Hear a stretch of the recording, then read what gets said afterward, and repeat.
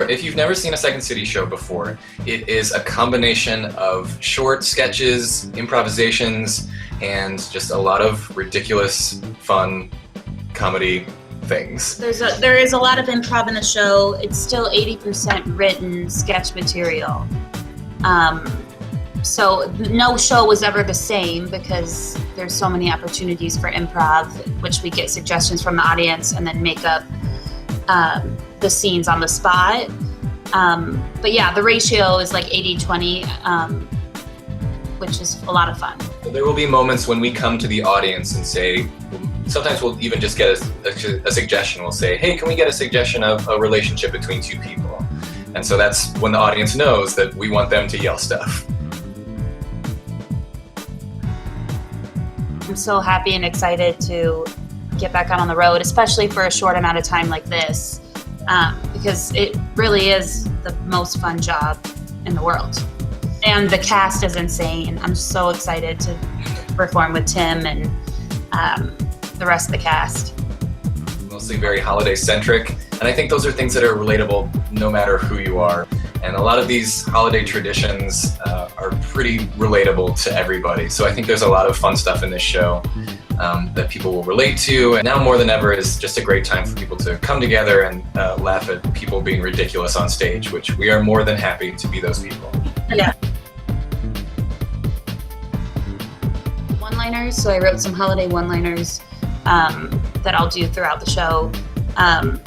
And that is, again, that idea of like, okay, I'm gonna say one sentence, and if people don't get it or like it, there's no way to like cover it, right? You just, here it is, and then what? Like, hopefully you laugh.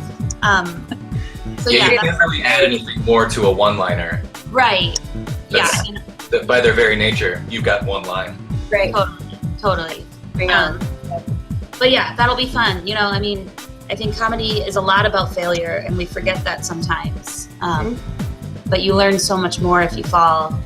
And the risk involved is the reason we get up and do it, right? If it's safe, it wouldn't be as fun.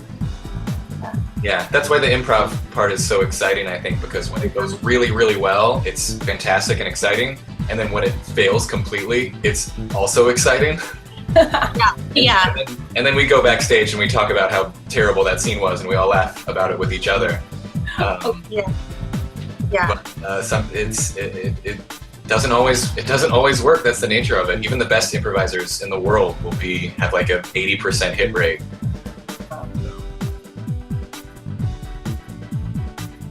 I am. I grew up outside of Dayton, Ohio. Okay. Yeah.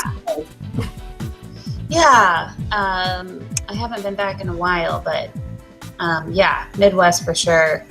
I can't wait. I mean, I'm used to the snow and the weather, and yeah, Midwest is great. Awesome. I'm also from the Midwest. I grew up in a little town called Jerseyville, Illinois, which is in southwestern Illinois, just north across the river from St. Louis. So I'm a Midwesterner for life at heart. Yeah. Great. And I love the area. I love the people. It's a lot of fun getting to see these different places and performing for these people. I love it a lot. Yeah. My poor father is the only man in the house, so it's my mom and my sister and I, and we always pretend like we're gonna decide who's gonna be the Santa and hand out the gifts that night, but it's always Dad. He just kind of has to wait on us like three queens. And then one year he started knowing that he was always going to be Santa, and so he would read the thing and say, "This is to so-and-so from so-and-so."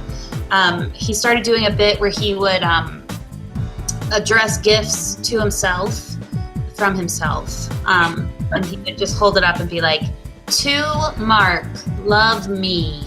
And then he would even hug himself and say like, "Thank you, me." Or he would be like, "This next gift is for a woman in this family with brown hair." And it's like, that's all of us, Dad. So like, he's always trying to like draw out the process. And it's like, well, give the gift to us. Get to it. Yeah. So see, we do a game when you decorate the tree. You lose if you drop the most ornaments. And now that we're of age and drinking, you know, that game gets real tricky. I'll tell you about one of my family traditions, which has been a thorn in my side my entire life.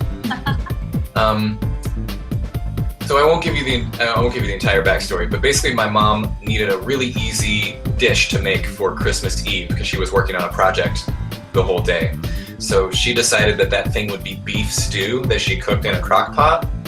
And for young Tim Ryder, he was a very, very slow eater, and beef stew was not one of his favorite things, so he would eat that even slower.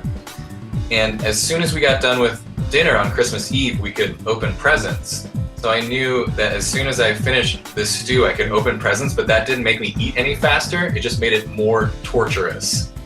And so it just became this huge joke in my family of like how much I hate this beef stew, but it comes around every Christmas Eve, and I have to eat it or else we can't go open presents. And it just, I don't know of any other family tradition that seems to be based solely on the torture of one of its family members. That's how we do things in my family. Super excited to bring this show up there, and I hope a lot of people come out, and I hope people like it. It's thrilling. It's like performing without a net. You have yourself and probably your scene partner, and that's it. And you try to spin magic out of nothing. So hopefully we'll have some magic for you in Wisconsin, but if we don't, that's how it goes sometimes.